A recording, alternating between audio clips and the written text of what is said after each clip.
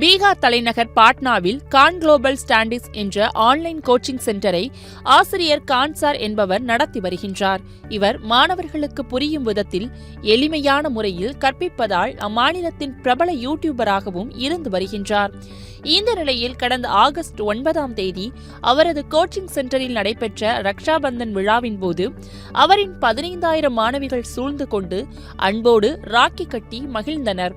இதுகுறித்து உணர்ச்சிகரமான வீடியோவை வெளியிட்டு பேசிய ஆசிரியர் கான் தனது மணிக்கட்டில் 15,000த்திற்கும் மேற்பட்ட ராக்கிகள் கட்டப்பட்டுள்ளதாகவும் இதன் இடை காரணமாக தனது கையை கூட உயர்த்த முடியவில்லை என்றும் தெரிவித்தார்.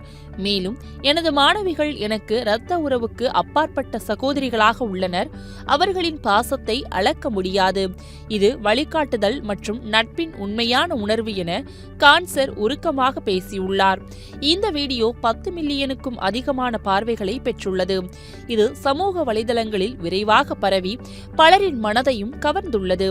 உத்தரப்பிரதேச மாநிலம் பரேலி மாநகராட்சி மேயர் டாக்டர் உமேஷ் கௌதம் இவருக்கு கடந்த 3 நாட்களில் 20,000 பெண்கள் ராக்கி கட்டியுள்ளனர்.